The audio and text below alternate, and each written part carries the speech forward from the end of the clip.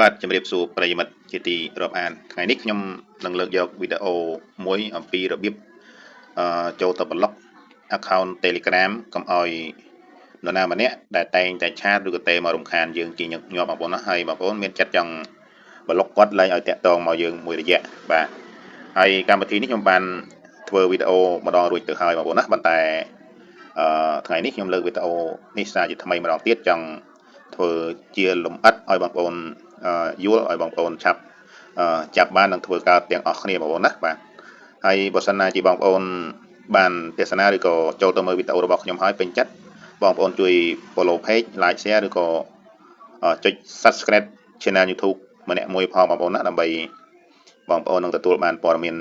ទទួលបានវីដេអូថ្មីក្រោយទៀតបងប្អូនណាបាទអញ្ចឹងកុំឲ្យខាតពេលយើងចូលទៅធ្វើទាំងអស់គ្នាដើម្បីទៅចូលទៅប្លុកបាទប្លុកហើយយើងដោះប្លុកTelegram មកតាមធម្មតាបងប្អូនអញ្ចឹងជាដំបូងយើងចូល Telegram បងប្អូនបាទបន្ទាប់មកយើងចូលទៅលើរកមើល account Telegram ណាមួយដែលយើងចង់ប្លុកគាត់មួយរយៈបងប្អូនណាបាទឥឡូវខ្ញុំយក account Telegram នេះមួយចុះបងប្អូនណាចុចលើនឹងមួយមកបន្ទាប់មកចុចនៅលើ account profile របស់គាត់ហ្មងបងប្អូនណាបាទរួចហើយយើងចុច tray 3បងប្អូនចុច tray 3ទៅនេះតោះមកយើងមើលត្រង់អក្សរនេះគេដាក់ថា block filter បងប្អូនណានេះនេះបងប្អូនណាហើយនឹងចុចលើនឹងមកបាទបន្ទាប់មកយើងចុចកន្លែង block កន្លែងអក្សរក្រហមបងប្អូនណាអក្សរក្រហមចុច block គាត់មកបាទអូខេអញ្ចឹងការតាក់ទងរបស់គាត់នឹងឡើងតាក់ទងបានហើយបងប្អូនណាយើងក៏តាក់ទងទៅគាត់មិនបានគាត់ក៏តាក់ទងមកយើងមិនបានប៉ុន្តែយើងដើម្បីទៅដោះ block គាត់វិញបាទទៅដោះ block គាត់វិញយើងត្រូវថយមកបងប្អូនណាបាទថយអស់មករួចហើយយើងចូលទៅកន្លែង tray 3ដើម្បីចូលទៅដោះ block គាត់ណាបងប្អូនបាទកន្លែង tray 3មក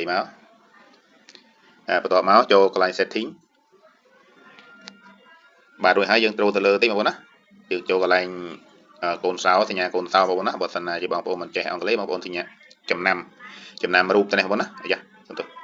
ចំណាំរូបទៅហ្នឹងមកបងប្អូនចុចលើហ្នឹងមកបាទបន្ទាប់មកយើងមើលត្រង់កន្លែងសញ្ញាបាតដៃ5មកបងប្អូននេះសញ្ញាបាតដៃទាំង5នេះដាក់ block cursor បងប្អូនណានេះកន្លែងនេះចុចលើហ្នឹងមកពឹបបាទបន្ទាប់មកចុចទៅលើ account ដែលយើងបាន block គាត់មិញបងប្អូនបាទនេះ account នេះបងប្អូនណាចុចពឹបមកពឹបបាទរួចហើយយើងចុចកន្លែង tray 3បាទរួចហើយយើងចុចទៅកន្លែងគេដាក់ថា unblock បងប្អូនណាដើម្បីដោះ block គាត់មកវិញដើម្បីយើងតាក់ទងគ្នាទៅតាមធម្មតាបាទអាហ្នឹងយើងដោះ block យើងចុចកន្លែង unblock បងប្អូនណានេះទៅនេះបងប្អូនណាចុចពឹបមកអូខេអញ្ចឹងអ្វីដែលយើងចង់ដោះ block យើងអាចដោះបានបងប្អូនណាបាទហើយវីដេអូនេះខ្ញុំលើកធ្វើជាលម្អិតឲ្យបងប្អូនយល់អំពីរបៀបយើងចូលទៅ block រួចហើយយើងដោះ block មកវិញបងប្អូនណាបាទអញ្ចឹងអរគុណច្រើនបងប្អូន